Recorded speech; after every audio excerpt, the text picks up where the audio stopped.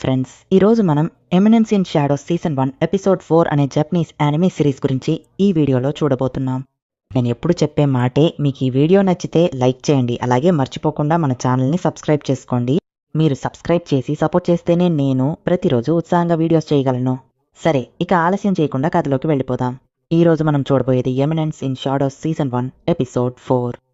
మిడ్గార్డ్ kingdom కింద ఉన్న ఒక చోట అలెక్సియాని బంధించి ఉంచారు. తన కళ్ళు తెరిచి చూస్తుంది. మ్యాజిక్ సీలింగ్ చైన్ తో తనని కట్టేశారు. బహుశా మన హీరోని ఇది చేసి ఉంటాడని తను అనుకుంటుంది.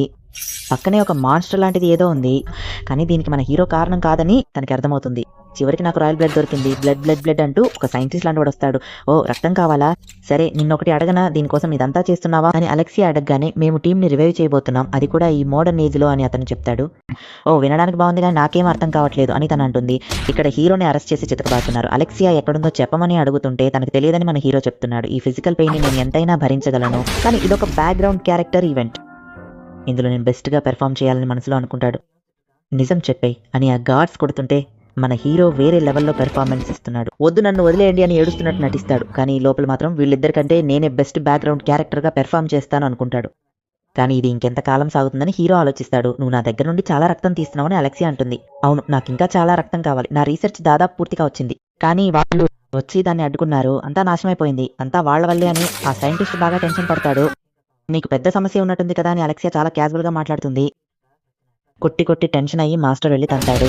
నీవు నా రక్తం తీయడానికే వచ్చావు కదా, రా చెబుతా అంటాడు. అవును కదా, నీకు రక్తం తగ్గిపోతోంది, అందుకే ముందు ఇది తిను అని చెప్పి ఆమె నోట్లో తిండి బలవంతంగా కుక్కుతాడు. పక్కనే మాన్స్టర్ లా ఉన్న ఆ అమ్మాయి కూడా ఈమె పడుతున్న కష్టాన్ని చూస్తూ ఉంటుంది.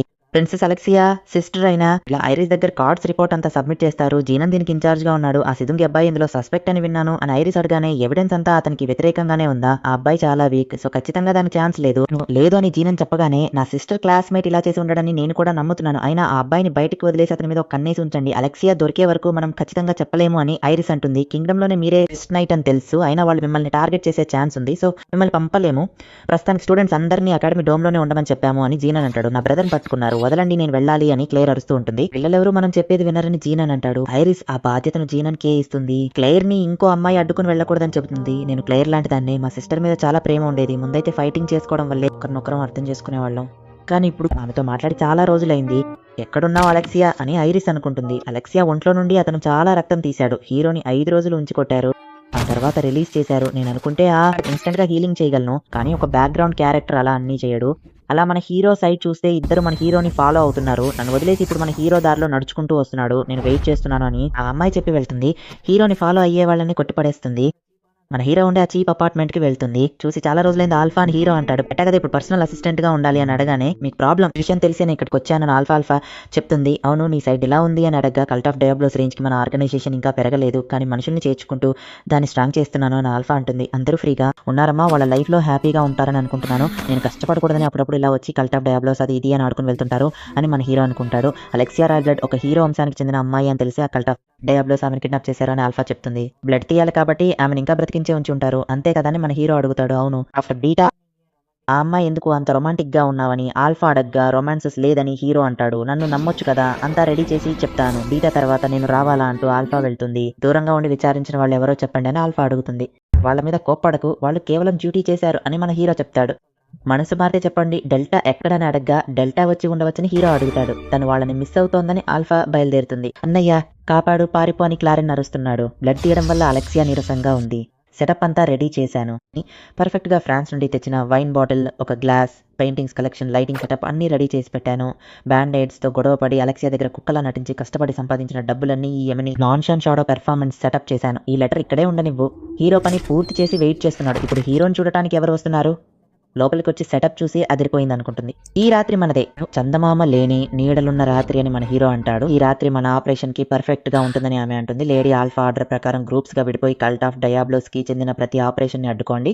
మేము అటాక్ చేయడానికి రెడీగా ఉన్నాము, మొత్తం 114 మంది ఉన్నామని ఆమె చెప్తుంది. అంతమందిని పర్ఫార్మెన్స్ కోసం ఎక్స్ట్రాగా తీసుకొచ్చారేంటి అని మన హీరో ఆలోచిస్తాడు. కింగ్ డమ్ లో ఉన్న వాళ్ళ సీక్రెట్ హైడౌట్స్ అన్నింటిపైన అటాక్ చేయాలని అనుకుంటున్నాము, చేస్తున్నాం కూడా. Main team lady alpha lead చేస్తున్నారు. డెల్టా అనుమానిస్తే ఇంకో చోటికి వెళ్ళిందని చెప్పగానే మన హీరో ఒక లెటర్ చూపిస్తాడు. ఈ రోజు నేను కూడా రంగంలోకి దిగుతున్నాను, ఈ ప్రపంచానికి ఈ రోజు మన గురించి తెలుస్తుంది అని మన హీరో అంటాడు. ఈ అబ్బాయిని ఫాలో చేసి వెళ్ళిన వాళ్ళు ఏమయ్యారో తెలియడం లేదు, ఆ అబ్బాయి వస్తున్నాడు అనుకుంటా అని గార్డ్స్ చూస్తూ ఉంటారు. అలెక్సియా షూని మన హీరో విసిరేగా, ఆ అమ్మాయి షూ ఇప్పుడు నీ చేతిలో ఉంది, నువ్వే సస్పెక్ట్వి, నువ్వే ఆమెను కిడ్నాప్ చేశావు అని వాళ్ళు హీరో దగ్గరికి రాగానే, ఓ ఈ గేమ్ని మీరు అలా ఆడుతున్నారా అని అడుగుతాడు. వెనకాల సౌండ్ విని తిరిగి చూస్తే మన హీరోని ఫాలో అయిన వాళ్ళు చనిపోయి ఉంటారు. నువ్వు ఎక్కడ అని ఒకడు అంటుండగానే మన హీరో వాడిని నరికేస్తాడు.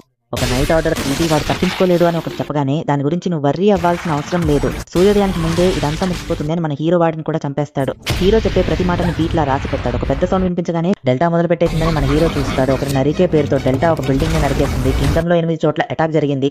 ఇదంతా ఒకే టీం చేస్తున్నారని అనుకుంటున్నాను అని ఐరిస్ కి చెప్పగానే అకాడమీని సెక్యూర్ చేయమని చెప్పి డైరెక్ట్ గా రంగంలోకి దిగుతున్నాను ఐరిస్ అంటుంది. బయట ఏదో ప్రాబ్లం ఉన్నట్టుందని అలెక్సియా అంటుంది. అయిపోయింది, వాళ్ళు మళ్ళీ వచ్చేసారు, నన్ను చంపేస్తారు, అంతకంటే ముందే నేను ఏదో ఒకటి చేయాలి అని ఆ సైంటిస్ట్ భయపడగా రాయల్ గార్డ్స్ కారణం లేకుండా చంపరు అని అలెక్సియా అంటుంది. నేను రాయల్ గార్డ్స్ కి భయపడటం లేదు, ఈ బ్లడ్ ని యూజ్ చేసి ఈ పనికిరైన దాన్ని కూడా నాకు యూస్ఫుల్ గా మార్చుకోవచ్చు అని అలెక్సియా బ్లడ్ ని ఏదో ఆల్టర్ చేసి ఆ మాన్స్టర్ గర్ల్ కి ఎక్కిస్తాడు. ఇది తప్పుడు ఐడియా అని అలెక్సియా. అది తీసుకున్న వెంటనే ఆ సైంటిస్ట్ చనిపోతాడు.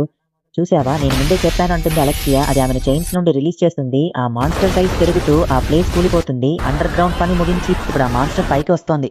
అలెక్సియా తన చేతికి వేసి ఉన్న ఆ లాక్కీని చనిపోయిన అతని బాడీ నుండి తీస్తుంది. ఈ రోజు నాకు కొంచెం లక్ ఉన్నట్టుంది అని అనుకుంటూ ఇప్పుడు అలెక్సియా అక్కడ నుండి కత్తి తీసుకుని తప్పించుకుందామని చూస్తుంది. నేను అంత ఈజీగా వదిలేస్తానా, ఈ ప్లేస్ నాది, ఆ డాక్టర్ని రీసెర్చ్ చేయమని చెప్పిందే నేను అని జీనన్ వచ్చి నిలబడతాడు. నీ గురించి నేను అనుకున్నది కరెక్టే, నువ్వు పెద్ద అబద్ధాలు కోరివి, ఒక సైకోవి అని నేను అనుకున్నది నిజమే అని అలెక్సియా అంటుంది. సక్సెస్ అయ్యుంటే నేను ఈ పాటికి రౌండ్స్ లో జాయిన్ అయ్యేవాడిని, అకాడమీలో పిల్లలకి ట్రైనింగ్ ఇవ్వడం మానేసి అంతకంటే పవర్ఫుల్ పర్సన్ గా మారిపోయేవాడిని. నీ మామూలు ఫంక్షన్తో నన్ను ఓడించగలను అనుకున్నావా అని జీనన్ అడుగుతాడు. నన్ను తక్కువ అంచనా వేయకు అని చెప్పి అలెక్సియా అతని చేతి మీద కట్ చేస్తుంది.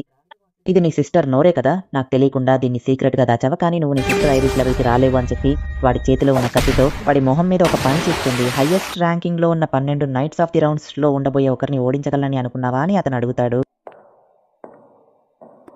ఇతను ఎవరు మొత్తం బ్లాక్ డ్రెస్ లో ఉన్నాడు అని జీనన్ చూస్తాడు. నా పేరు షాడో, నీడలో దాక్కుని నీడనే అంతం చేసేవాడిని అని మన హీరో ఎంట్రీ ఇస్తాడు. ఇక్కడతో ఈ ఎపిసోడ్ ముగుస్తుంది. నిజానికి ఆల్ఫా వచ్చి కల్ట్ ఆఫ్ డయాబ్లోస్ ని ఓడించడం కోసం ఒక ఆర్గనైజేషన్ ని క్రియేట్ చేస్తోంది. ఇప్పుడు అందులో చాలా మంది అమ్మాయిలు కూడా ఉన్నారు, కానీ మన హీరో మనసు కష్టపడకూడదని ఆల్ఫా అబద్ధం చెప్తోందని మన హీరో అనుకుంటున్నాడు. ఏంటంటే హీరోని బట్టి చూస్తే తను క్రియేట్ చేసిన ఒక కట్టుకథ ఈ కల్ట్ ఆఫ్ డయాబ్లోస్ అని మన హీరో కూడా అనుకుంటున్నాడు. నిజంగానే అలా ఒక గ్రూప్ ఉందని మన హీరో అస్సలు నమ్మడం లేదు. ఇంకా అలెక్సియా ఎక్కడుందో మన హీరోకి మొదటి నుండే తెలుసు. మన హీరో ఆ ప్లేస్ ని వెతుకుంటూ వచ్చాడు. నెక్స్ట్ ఎపిసోడ్ వేరే లెవెల్లో ఉంటుంది, సో మిస్ అవ్వకుండా చూసి ఎంజాయ్ చేయండి. మీకు ఈ వీడియో నచ్చితే లైక్ చేయండి, అలా మర్చిపోకుండా మన ఛానల్ ని సబ్స్క్రైబ్ చేయండి. Thank you for watching, bye guys, next episode లో కలుద్దాం.